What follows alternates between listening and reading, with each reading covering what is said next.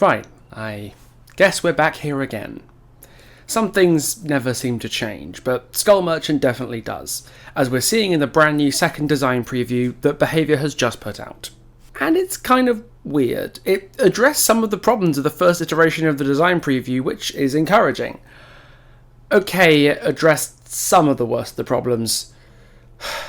Okay, it sort of addressed some of the worst of the problems of the first design preview.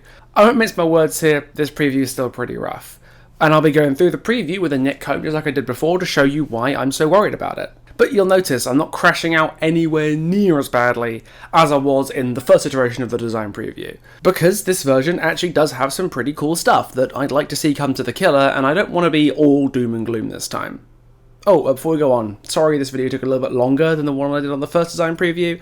I was actually on a bit of a mini break because my friend was here from America, so I took him around my city. We did some exploring together. I literally took a chance to touch some grass.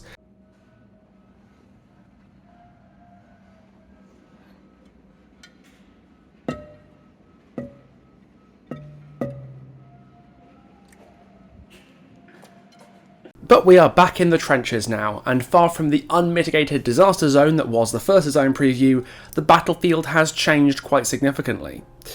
There's a decent amount of good here, quite a lot of bad, and there is definitely some ugly in these proposed changes. So let's sit around the campfire together and talk about Skull Merchant's second design preview. First of all, let's go into the power design Behaviour has proposed for the second attempt at this second rework. The vision presented of SM 3.0 has 5 drones that spin around, projecting 2 beams much like the scouting mode drones today, except the beams are only projected at head height. If these beams scan anyone, they get marked on the radar briefly. After a drone is placed, the killer can take control and steer it around, kind of like a flying Victor.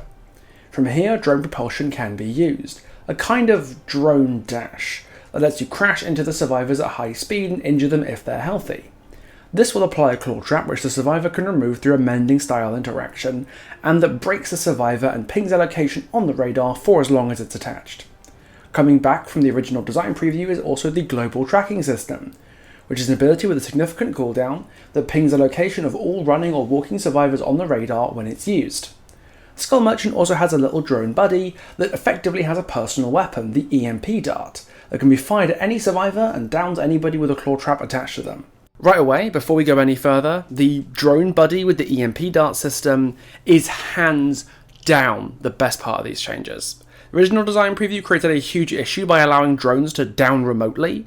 It encouraged slugging very heavily because you just kind of had no reason to ever pick survivors up, and it could drop drones on top of slugs to counter pickups. But even beyond that, many Merchant fans out there have long wanted a way to down survivors with claw traps attached to them that feels more interesting and skill expressive than just a pile of status effects. And the EMP dart ditching haste, hinder and a deep wound for a range down on claw trap survivors feels like a good implementation of that. Plus I love the sound of a little drone pal following you around. For a name, by the way, I suggest Valentina. I think it's pretty cute. One of the biggest recurring complaints about Skull Merchant since the 7.2.0 rework to her is the barrage of status effects that claw traps apply. Deep Wound, Hinder and Haste have been part of her kit since the rework hit, and I understand why they've been so exhausting to go against. They just kind of debilitate survivors to death. They've just sort of been band-aid inclusions to the power to allow claw traps to help the killer's lethality without just letting drones down you, but they've proven almost impossible to balance. You can't make a hinder and haste combo like that for your fun to go against while also having it be impactful enough to be useful, and as such many Merchant players like myself have always wanted to see the system replaced. I suggested a Doctor-style shock system called Neuroshock, but the EMP dart does the job just as well. The way I see it, the way forward for the mechanic is fairly simple. I'd like to see Behaviour drop the Deep Wound, Haste and Hinder from the current kit of Merchant and replace it with the EMP dart system, reworking the 2 add-ons that already affect the status effects. This would be a supremely safe change to make. It would make her more fun to play and play against with a greater level of skill expression for the killer player, to the point that the mechanic is arguably better suited to Merchant's current version than it is to the proposed changes in the design preview. Let's look again at the suggested changes to claw traps and drone injuries. Claw traps being removable immediately as soon as you get them means that if the Merchant is any real distance away from her drone, the EMP dart likely won't do much or anything at all because the survivor has a good chance of being able to remove the claw trap before you get to them.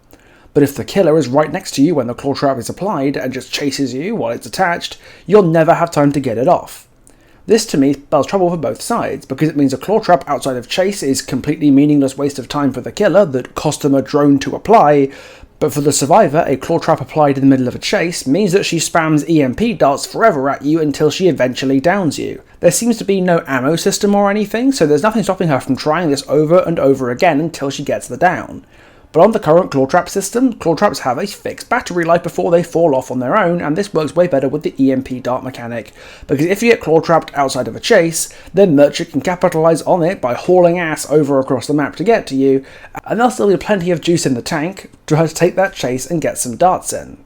This becomes a way you can tune her balance. If she's a bit too weak, you can make the battery last longer, or have actively scanning a claw trap survivor pause the decay timer for a little bit so she can get more darts in, or you can make it shorter if you want to make EMP darts feel less impactful than a match. It means that once the chase begins, the killer and survivor are effectively working on a timer. If the killer doesn't down you quickly enough, the claw trap will fall off and they have to stick a new one before they can EMP dart you again. That genuinely sounds like a really fun minigame for both sides. The survivor seeing if they can outlast the claw trap, kind of like running a Myers or an Oni in their powered up mode, and it would allow the EMP dart to feel powerful when it's used without it being too overbearing. 45 seconds might be a bit too short a timer for this. You could buff it to 60 or make the timer pause briefly when you get scammed with a claw trap if that was necessary, but I think the idea has real potential, and many people I've spoken to also seem to believe the EMP dart would fit together nicely with the killer's current power. Another really solid change from the second design preview is the adjustment to drone beams to have them only display the upper half of the beam. It makes crouch counterplay more obvious, which is great because it's the most important thing survivors don't do against this killer, and I think it causes a lot of frustration from people who don't do it when they should.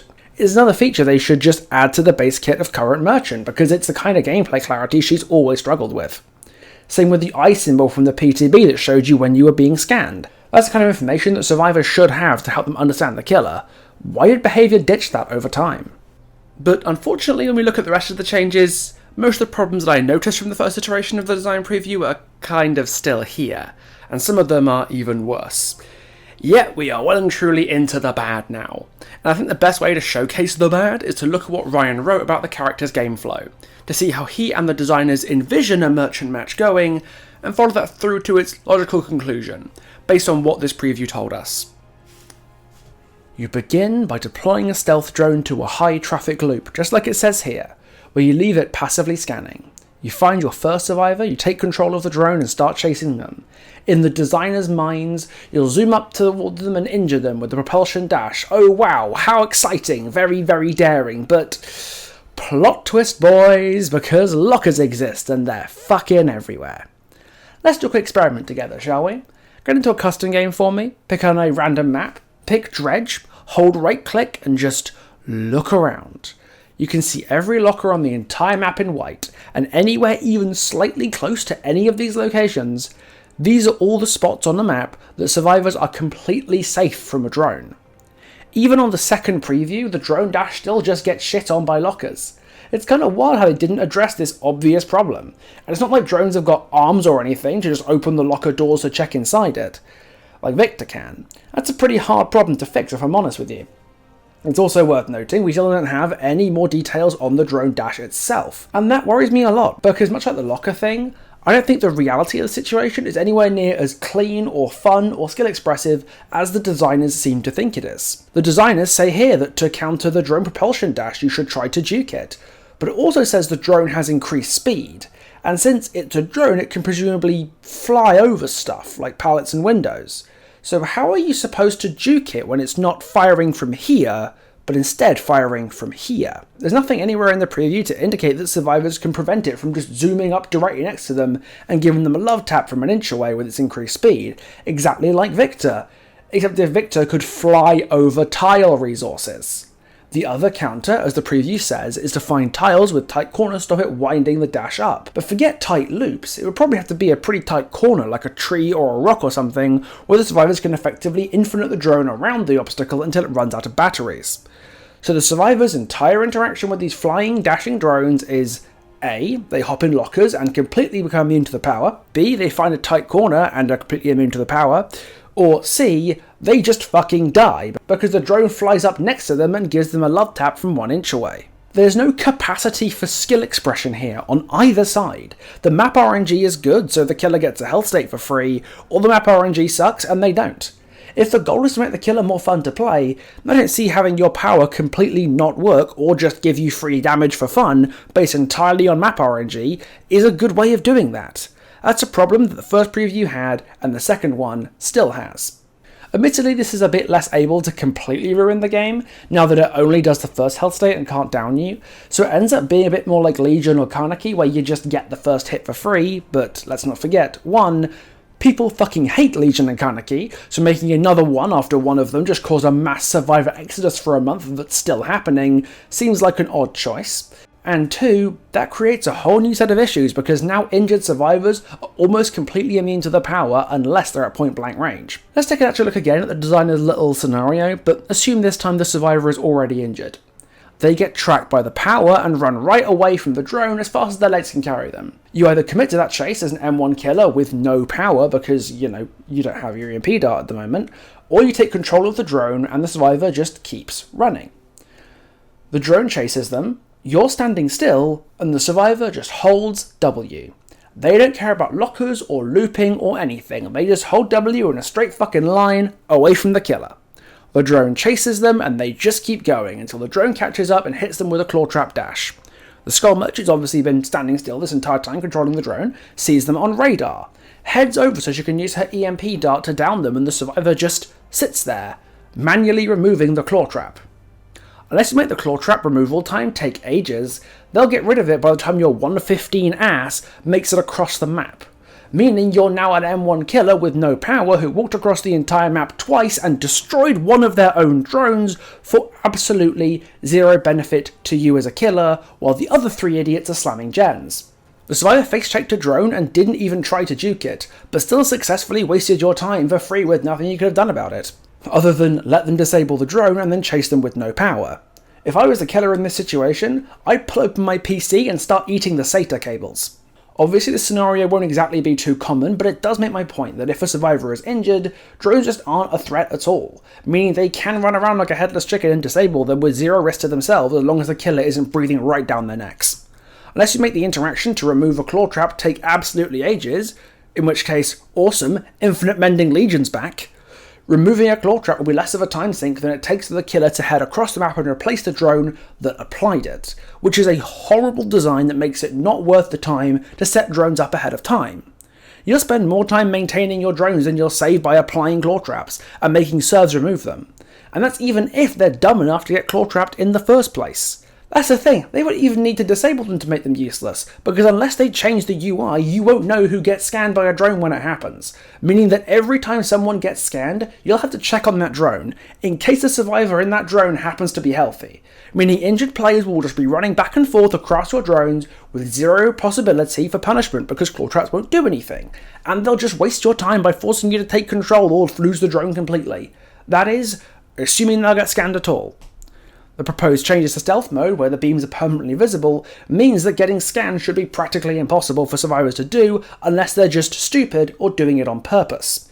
And since disarming a drone means it disappears rather than just turning off, it means a survivor can follow you around disarming all of your drones like Trapper because they advertise themselves with giant obvious beams, and especially if they're injured, there is nothing you can do to stop this. At this point, it's like you're trying to stop her setting up drones ahead of time. But you just said at the start that you wanted to be putting drones up in high traffic areas, so which is it? Do you want her to trap up high traffic areas, or do you want her to just shit a drone into a tile and chungus back rev to win? Because if you want the former, then this is a really stupid way of doing it. Drones just stop being a functional power element, and therefore the EMP dart does as well, if the survivor interacting with them happens to already be injured. Unless the merchant is in the same tile as them and gets to hit them if they hop lockers, meaning that against teams who don't reset, you're effectively playing a worse Legion if you play her as a trap killer, because at least you don't need to stand still to use Legion's power and get the injury.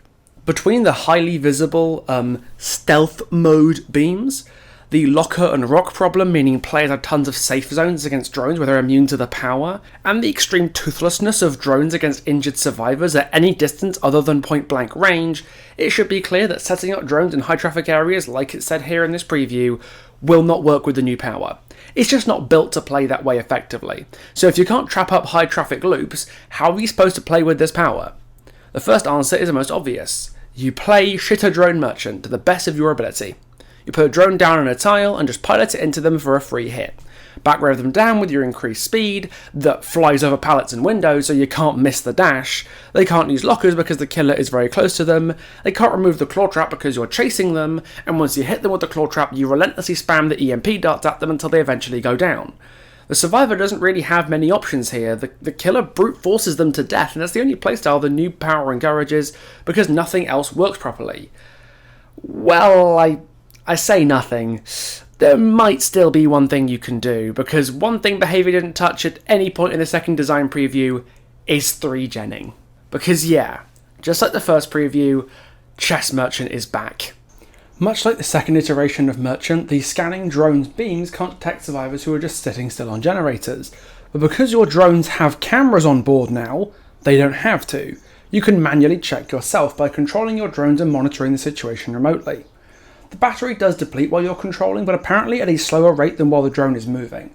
So unless the batteries are really shit, which is its own problem, you should still be able to keep the drones up for a good amount of time, and since you're holding a tight 3-gen, it shouldn't be too hard to replace your drones if one of them is running out of power. You check your gens with your drone cameras and wait for somebody to try and touch one.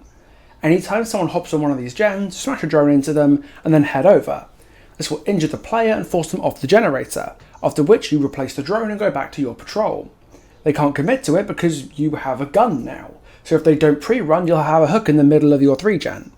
You have 2 drones left in your pocket in case of emergencies, or that you can send to interrupt resets or force them to stick to gens while injured, which is less of a big deal now that the drones can't remotely slug you anymore, but claw traps will prolong your reset so they can't get back to the gens until they remove the claw trap. Even hacking the drones won't help you because all that does is tell the merchant which gen you're at, so she can chase you off of it and immediately replace the drone again. Much like last time, we don't know any of this for certain without the ability to playtest, but based on all the information that we have, I'm still extremely concerned. Marginally less concerned, but it's still scary as shit, and it's all down to the drone cameras enabled by the drone propulsion system. The fact that the 3-gen concerns, lockers just hard countering the power, and the whole back-revving drone problems were all totally unaddressed in the second design preview are quite worrying to me, because it suggests one of two things. Either behaviour don't think these are going to be problems, which is scary, or they do think they're problems, but don't know how to solve them and are just hoping to force it through anyway, which is worse. If these issues weren't issues worth worrying about, then there'd be no problem in behaviour addressing that in the second preview. They could talk about safeguards they have in place to stop these issues from damaging the intended game flow. These were problems that were around in the first design preview. They've had 5 weeks or more to either fix them or explain why they don't need fixing, and we've got nothing. Even the global tracking system has been handled this way. Yes, it can detect walking survivors now, but that doesn't help you find people who are resetting or doing gens, which are 90% of the people you actually want to find and intercept anyway. Again, what is the point of this tracking power exactly? Other than scanning people who are in chase, i.e. where you know where they are, or have never played against Skull Merchant before and don't know how to counter it, that's just another mechanic that shits on new players who don't understand the character because DBD definitely needs more of those novice check mechanics. So many of these issues with the drone propulsion, drone control, and tracking elements of the power have gone unaddressed in the second preview, and these were all problems identified in my first video on the first design preview over a month ago now. For what it's worth, I do know it's an early preview, I'm not demanding solutions out of nowhere, but the fact that these problems haven't even been identified as problems, much less had a solution pitched to them, is scary to me, and leads me to believe these issues might not have solutions. As long as you can cycle through drone cameras, remotely injure survivors working on gens, and replace any drones that get removed, you'll always be able to 3-gen with this power. As long as the drone relies on crashing directly into a survivor to have its effect, lockers will always be a hard counter to it. As long as the drone chases by flying through the air at high speed, the back-rev problem will always be a concern, at least without a lot of heavy game design wizardry and careful balancing to stop these things becoming problematic, and behaviour not even acknowledging these problems on the second time they've come up makes me doubt that they're willing or able to pull it off. Regardless of how scared you are personally of the issues with this design, it should be pretty clear by now that this new approach to Merchant is insanely risky, once you realise just how many points of failure this power's got. You've got to worry about the drones being too fast and butt-ramming people to death for free Victor style, about drones being too slow and getting infinited around rocks and trees, claw traps being too easy to remove so the EMP dart becomes useless, the global tracking system not doing anything, about lockers hard countering the entire power completely, about shitter drone zoning coming back with a vengeance and making her more insufferable than she has been in the past year, about free camera control bringing back 3-gen Merchant and making her more insufferable than she's ever been before in DBD history, about the beams being so easy to see that no survivor with a functioning brainstem will ever get caught out by the alleged stealth mode, about injured survivors making drones completely powerless and just following you around disabling them like an anemic trapper because they're really easy to spot now. You've got to worry about how complex this new power is now, especially with all the features and safeguards you'll have to add to make all of these issues above not matter. You've got a multi-layered wedding cake of problems that you have to bear in mind. I'm not saying all of these will eventually be problems in the final design, but I'm saying any of them can be. Apart from the global tracking system, all of these problems are tied to the drone propulsion mechanic, the control and crash system. And even one of these issues slipping through the cracks could cause the entire rework to fall apart, either because the killer becomes useless because the EMP dart is too dependent on claw traps and drone injuries to work properly, or she becomes more obnoxious than she was before because the correct safeguards weren't put in place. And that's even assuming all these issues can be fixed, that safeguards can be put up for these mechanics, which in many cases I'm not confident they can be. With the design preview in text form only, we can't say for sure that fixing all these problems is going to be impossible, but I think it's safe to say that doing so will be really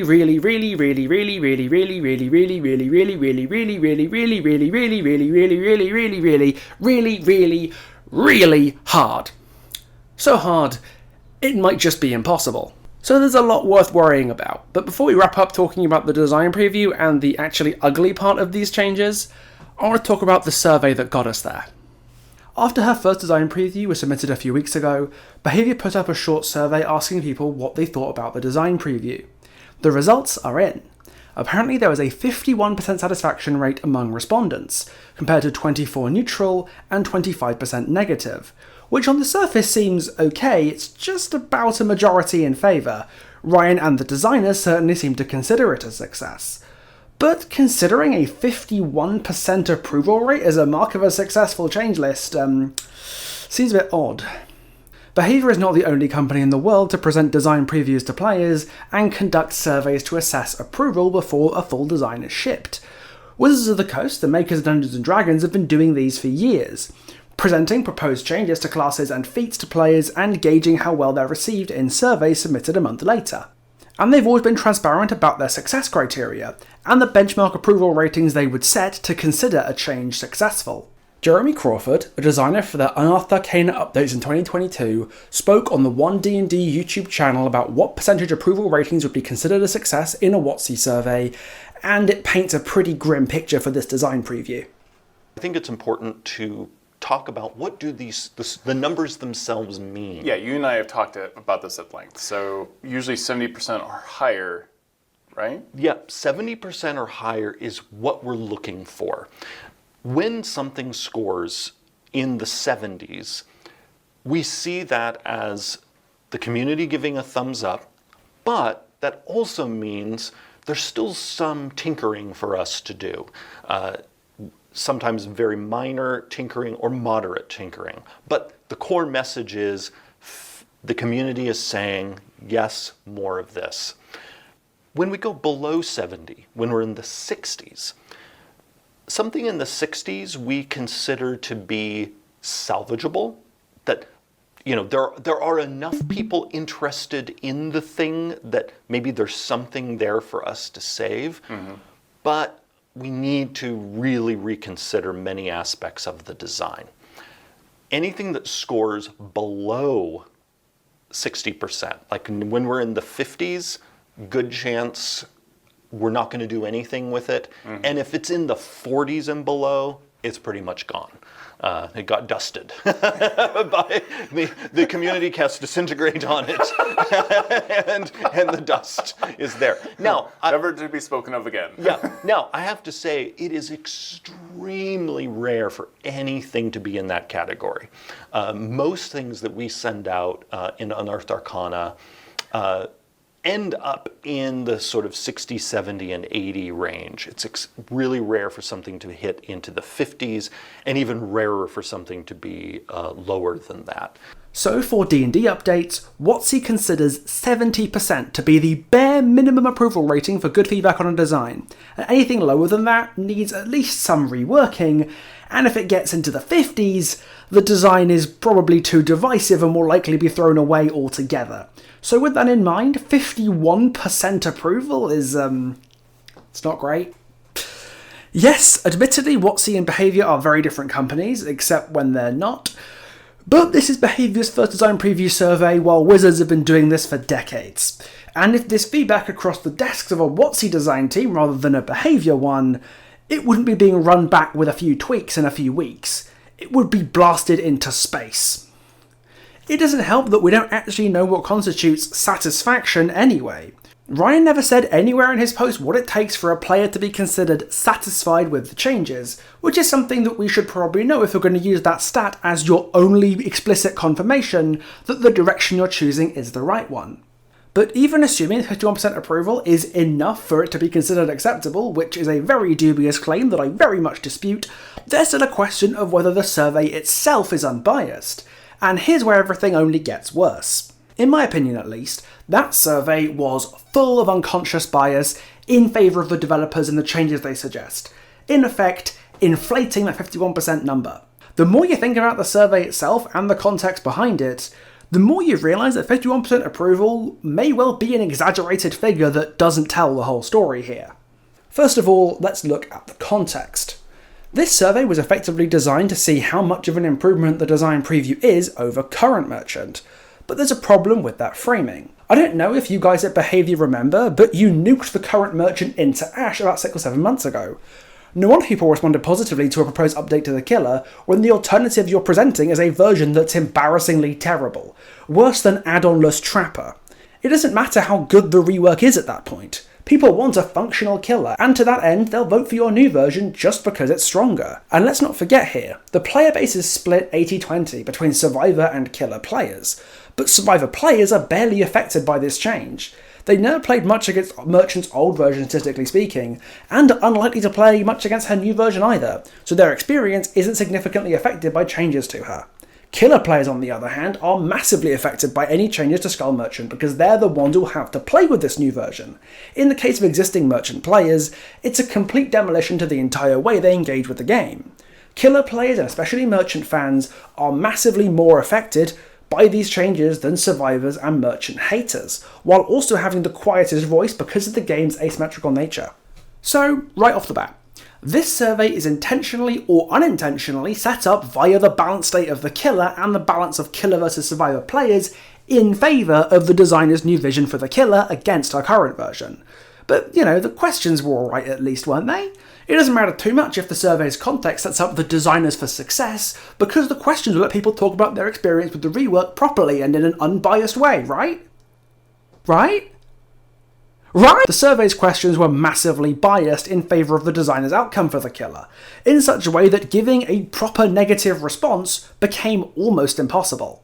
For the record, I believe this bias was unconscious, at least I have no reason to believe otherwise, but that doesn't mean it's not a problem, or that it's okay for me to ignore it. For those who didn't take the survey, the way the questions were worded was broadly the same each time.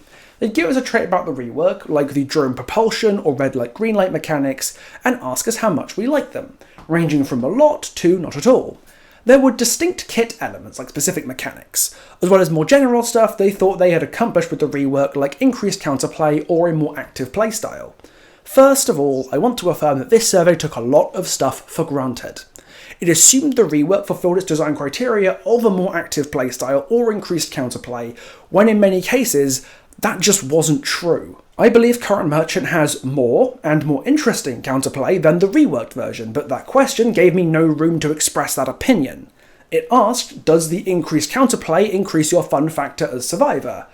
When I believe that counterplay isn't increased at all. If I'd have answered not at all, that implies that I think increased counterplay is a bad thing, which is obviously clinically insane. But that assumption meant there was no truthful answer I could give if I didn't like the new features. It didn't help that the survey questions themselves were overwhelmingly focused on the survivor experience playing against the killer. So as a killer player, your voice was inherently limited, and there wasn't like a free text box at the end saying something like anything to add, like Behaviour often does in their surveys, so there was no room to lodge your feedback about any of the many problems of this survey or the rework it's talking about. Unfortunately, there's no way I can prove that without screenshots. I wish I'd been able to get them, but I didn't realise you couldn't go back and check the questions again until I'd already submitted the survey. Literally the minute I finished typing, I was kicking myself that I didn't keep a proper record. So that's on me, that's my fault. Although it is worth noting, I am not the only person reporting this, so I don't think it's entirely a me problem, and Ryan acknowledged this as a potential issue with the survey on his reply to me on the DBD forums, so clearly I'm not entirely barking up the wrong tree here. But there is one thing that anybody who answered that survey will be able to tell you without me needing the screenshots to prove it. At no point in the entire survey was the old version of Merchant ever acknowledged as existing. There were questions about whether or not you liked the new features, but no questions about the alternative, about any of the old features they were setting up for demolition. This survey wasn't interested in learning what about the old Merchant you actually liked. It asked about the shiny new drone propulsion system, but it didn't ask you whether you liked the old scan and stack system more. It asked you about every feature, real or imaginary, in this rework, but never once asked you about rotation manipulation, laser tagging, claw traps, stealth, 2-tap, stack tracking, the radar actually being useful, and omitting all of that from the data only hurts the people who have problems with the rework. If you want to see the killer ripped apart and rebuilt the way the designers do, then her old state doesn't matter.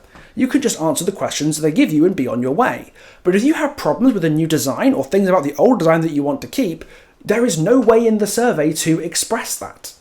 So with all these factors in mind, let's take a look again at that 51% figure. In my opinion, the survey results have been badly poisoned in favour of the designer's vision for the character in a way that makes negative criticism, which is the entire point of a design preview might I add, awkward to impossible. So with that in mind, only getting a 51% approval rating for your changes is, if you pardon my French, the big fucking joke. Let's not forget that even in an unbiased survey, a 51% approval rating is so low that Wizards of the Coast designers would scrap the entire thing and probably start again. So the reality that the survey is likely very biased, and that approval rating might well be inflated, is extremely concerning. If I was a community manager or designer trying to make decisions with regards to this survey, I would take it with a heavy pinch of salt. 51% approval on a survey this biased is meaningless at best and actively damning at worst. Although maybe there's something useful to be gleaned here.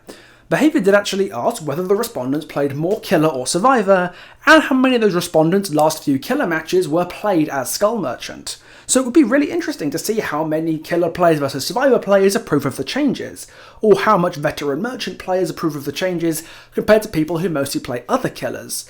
That would be some really interesting statistical analysis to check out. I'd love to see that. I'm going to go back to talking about the rework itself now, but you might have noticed I'm dressed a little differently in this section. And that's because I'm recording this a few weeks in the past, before the second design preview comes out. I actually sent this section of the video ahead of time to at least a member of the community managers as feedback for the survey itself, because they're almost certainly going to run a second survey for the second design preview, and I'd like them not to make those same mistakes again. So if you're looking at the second survey and wondering, this doesn't seem biased at all, this actually seems pretty reasonable, then maybe I'm the reason why? Would be nice to think of that, but, well, we don't know. This is also up for patrons too, because you guys deserve to see the early content before I get it made. This will be wrapped into my bigger video on the design preview when that comes out. So I'm really worried based on what we've been told, but I'm hoping in a few weeks' time, Future will be more optimistic about it, won't I? Yeah, it'll all be fine, right? It'll all be fine. I'm not optimistic. I'm really not optimistic, but we'll see, I guess. This is gonna go well.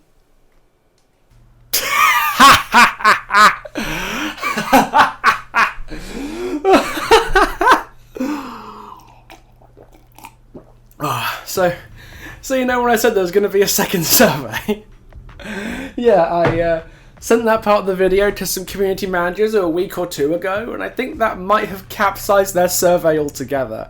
Genuinely, that is not what I was hoping would happen.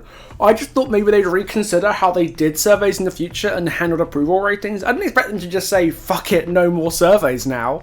Like, just because their first one was kind of ass. So, yeah, let's move on from the survey and look back at the preview itself, because it definitely has some problems. You say you want to strike a balance between being fun to play and fun to play against, but I'm not confident the drone propulsion mechanic is capable of delivering on that at all. The power you've suggested pushes the killer in a regressive direction, just throwing drones up mindlessly in a tile and zoning and bat-revving players to death, if you're not going to cluster the drones around tight 3 gens. Playing it in any other way, playing her as a setup killer like your own dev post suggests, seems like nothing but a waste of your own time. Not to mention the power is still useless against lockers, short loops, rocks, trees. Injured survivors can completely ignore the power if they're far enough away from the killer to ditch the claw trap before she can get to them, and the radar and global tracking mechanics are almost entirely useless. Drone propulsion is an ideal that does have broad appeal on the surface, but it has so many potential implementation issues and risks baked into the core of the design once you look at it for longer than 30 seconds, that I don't believe it will ever work out in practice. A lot of these issues, most obviously the 3-gen problem, are just inherent to the way the power works. But you know what? Let's give these designers some credit. Let's assume I'm talking out my arse. Assume I'm wrong. Assuming there is a Goldilocks zone you can get the power to where the problems I talked about aren't going to be problems.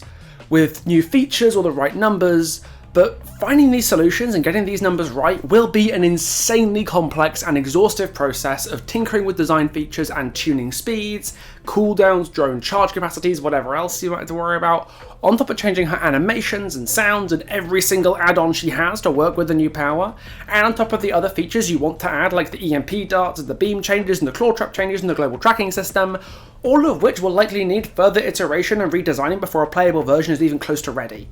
What I'm trying to say here is an unfortunate, ugly truth. Suggesting all these complex system changes that all demand a lot of work and a lot of dev time, neither of these resources you guys really have in abundance these days.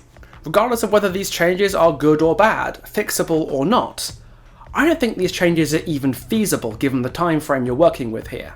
Not trying to be funny here, but we are 8 months now since you committed to Merchant getting a second rework, and we are still at the MS Paint drawing stages. Would it even have ballpark numbers to go off, much less a coded version you're able to playtest internally, and much less a version with animations and new add-ons and sounds and refined numbers, and solving this entire wedding cake of problems to get the killer ready for a PTB? That deadline you guys set yourself of the second half of 2025? Good fucking luck getting everything you want in this ready this year. The EMP dart is a fairly foolproof system, so long as you can get the numbers right, and it's nothing that we haven't seen before on a technical level, so implementing that fairly quickly is feasible. But the control and crash system, as we've seen it, is fraught with potential pitfalls, any of which could cause the power to completely fall apart, and depending on how it plays once it's built, these pitfalls might not even be fixable. There's also the technical matter of actually building and coding the damn thing. There's a fucking lot of stuff in the drone control power. Are you going to be basing this control and crash system on Twins code or something? Because if so, congratulations. Enjoy the killer being kill switched for 3.5 months every year, because building a killer on top of the Twins code base is like trying to run a marathon when your shoes are made of communion wafers. The point I'm trying to make here is that you guys have set yourself a monumentally difficult task on quite a tight time frame. A task that, let's be honest, has a good chance of backfiring anyway, and the patience of the player base is running out here. A lot of Merchant fans are getting pretty tired that our killer has been intentionally kneecapped in preparation for a rework that's taking ages, that most of us don't even like, and a lot of the people who don't like her are getting tired of the mounting complexities and endless rework cycle she seems to be stuck in, especially when some of these players also play killers who need some attention, like Trapper, Hag, or Trickster. Don't get me wrong, this isn't a problem that I'm really worried about per se. I have infinite patience when it comes to this killer. I enjoy her just fine the way she is now. So I'm content if we do this back and forth for ages, as long as you eventually get it right and make a rework that's still fun to play with while being healthier for the game. Plus, you know, I get a nice chunk of change from the ad revenue from these videos, so thanks guys, keep it coming. But the rest of the community doesn't have that patience. It's been effectively 8 months now since you committed to gutting the killer in preparation for a rework, and since then players have been in an impossible situation where they just don't know what's happening to the killer. when we should expect it, or what to do in the meantime. And the longer she's kept crippled, the more people are going to have that issue. And let's be honest here, you don't have the time or dev resources needed to keep this up and iron out the kinks for too long. At some point in the not too distant future, you're going to have to make something. And that something had better be watertight or it risks making her problems even worse and demanding yet more time and yet another rework.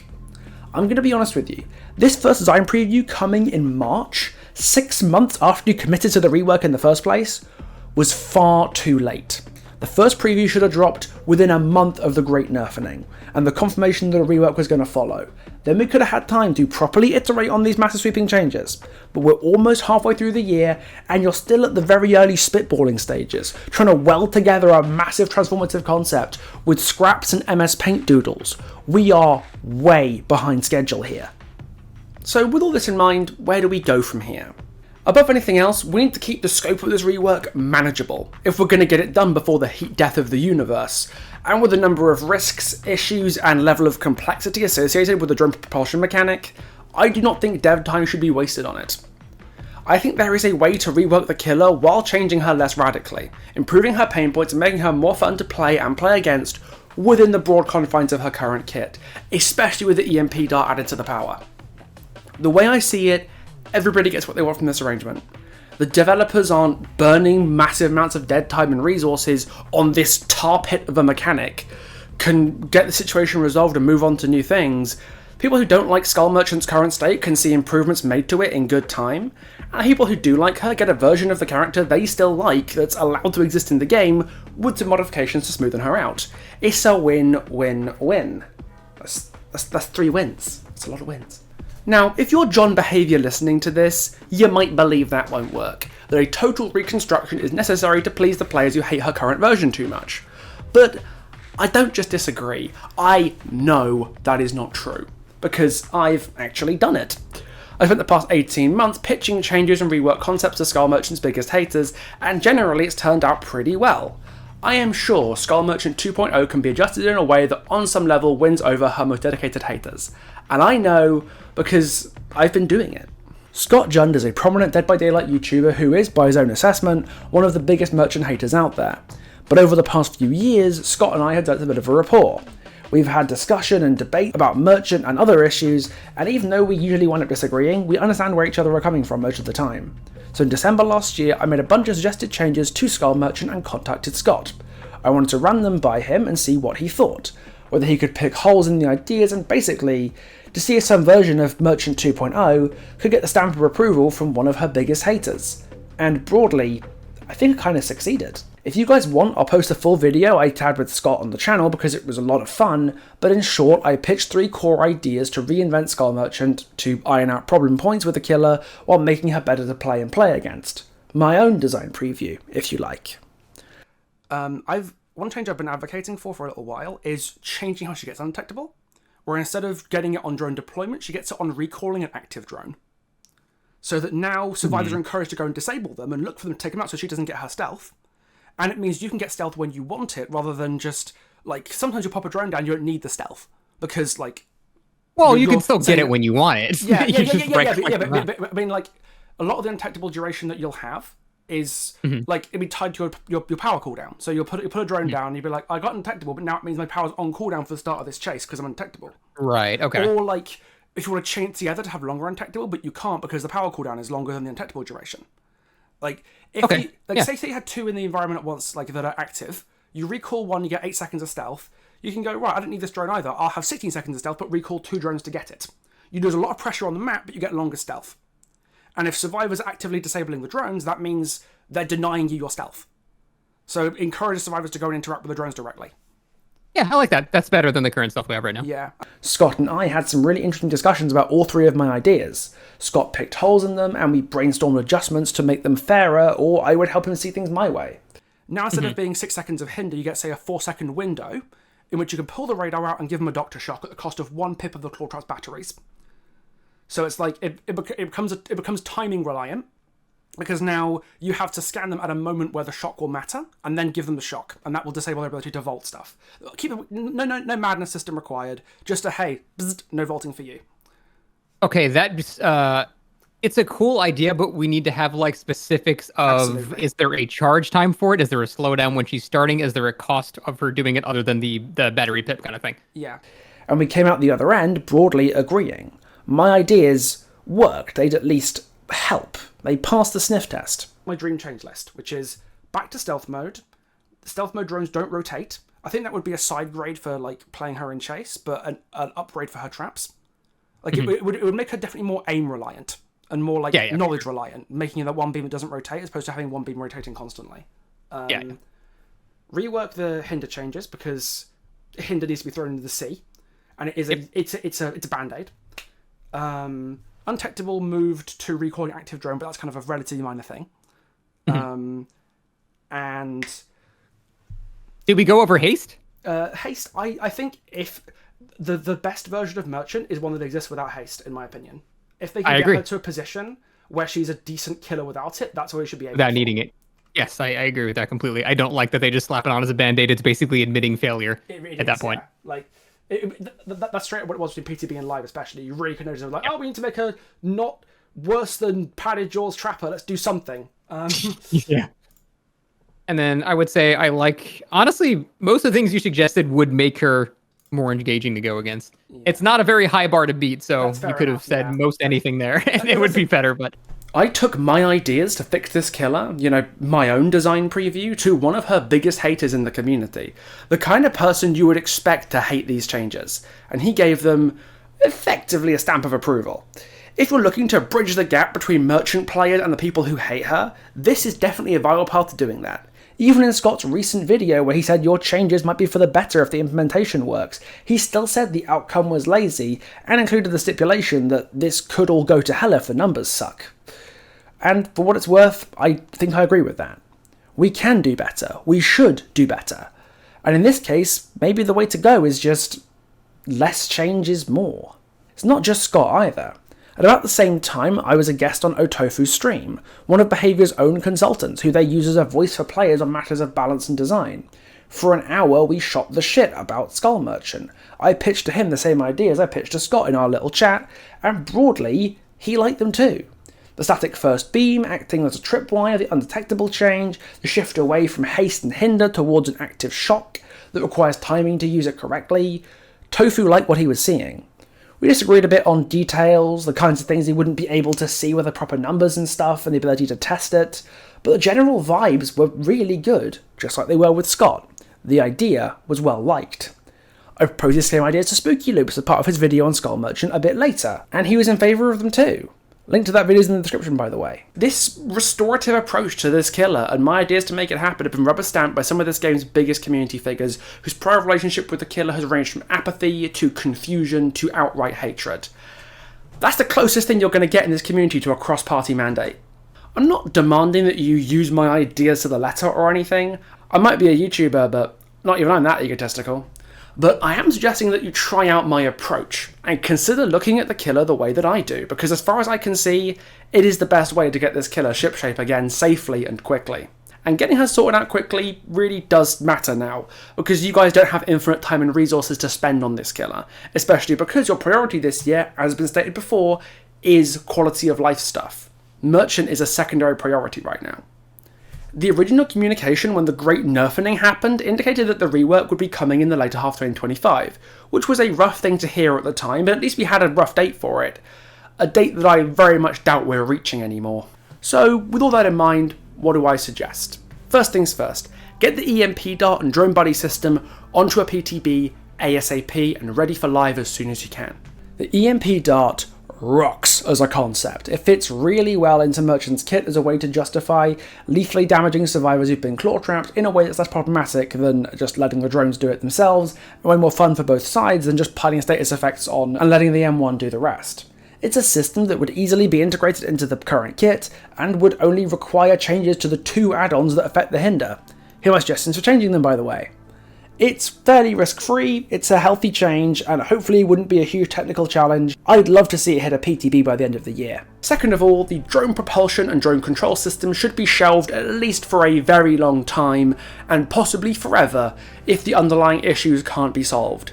The mechanic is an absolute minefield of problems waiting to happen, and most of them didn't get addressed even slightly between the first and second design previews, so we have a resource-intensive, incredibly complex power that's full of potential pitfalls and issues that could just break the killer completely, and it's also quite controversial among players because it robs the killer of their identity and homogenizes her power as just another dash killer, even if they somehow managed to technically nail the implementation.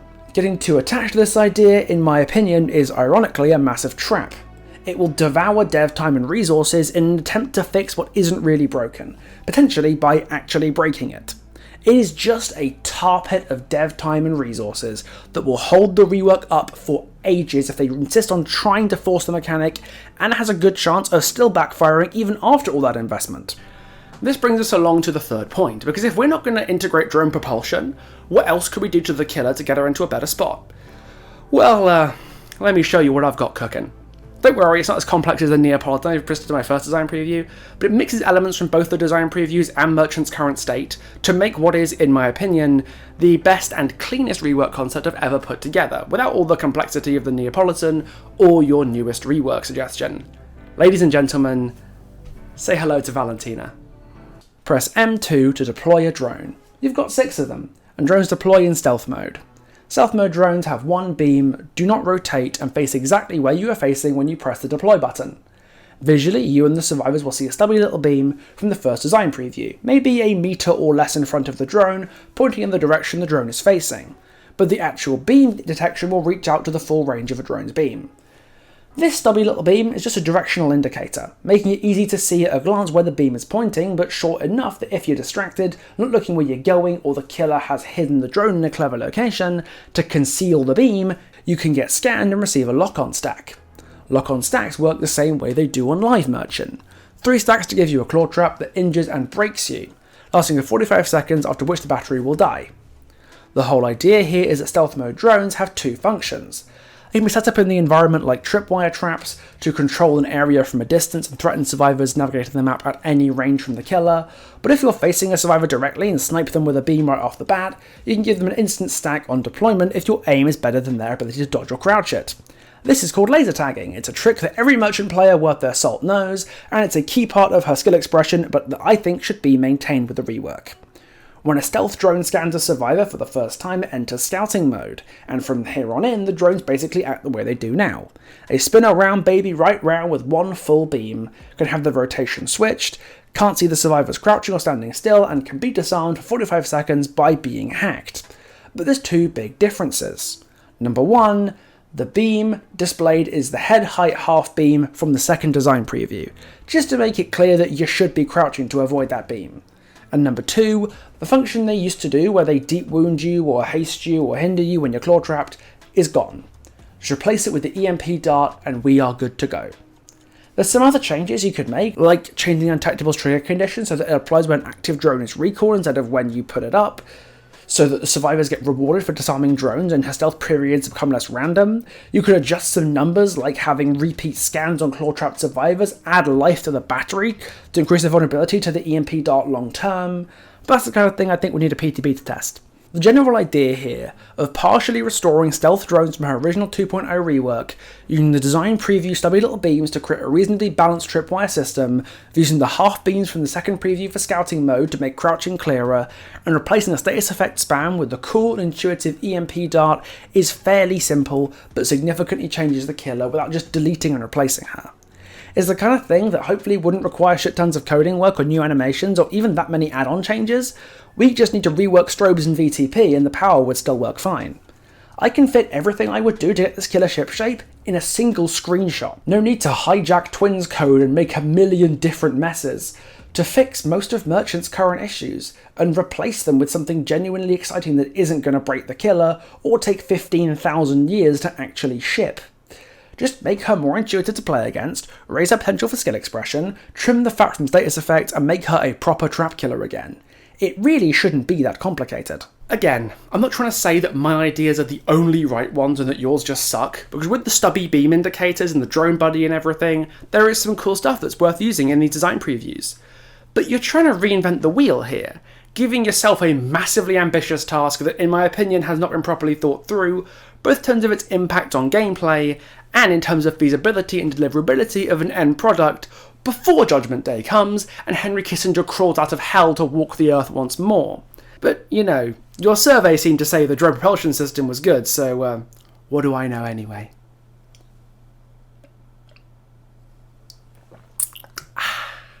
Truth be told, I am scared of what the future holds for this design preview, because you guys seem to be hard committed to the drone dash idea, which is a nightmare scenario when it's very technically complicated with a lot of potential pitfalls, has lots of associated risks that you might not even be able to solve, and even if you do manage to solve it, it will take ages. Delay needed changes to other systems and other killers, and alienate merchants' existing players in the process. Please reconsider the system. Give us something fun with the EMP dart and tune the current kit to minimise the pain points, but the drone dash system needs to be treated with extreme care if you're absolutely sure you want to commit to this idea. At the end of the day, people have already paid for this killer, more than they do for most original chapters because I had 2 survivors. And she happens to also be my favourite killer in the game, so the stakes are pretty high here to not mess this up. As to what's going to happen after this design preview, if we're going to repeat the process of feedback in another preview as we build towards a playable version, or whether we're going to get radio silence until the next PTB, I have no idea. But I'm going to leave you with this thought. Yeah, these design previews are broadly not great in a lot of ways. But if I didn't think behaviour could listen to feedback, turn this around, and get something good from this process, I wouldn't be participating in the feedback process. If there was no hope, I would just shut up and accept that my favourite killer is getting put through a grinder. But I have a little more faith in that, and if I don't make that kind of noise, try and get the best outcome here, who else is going to?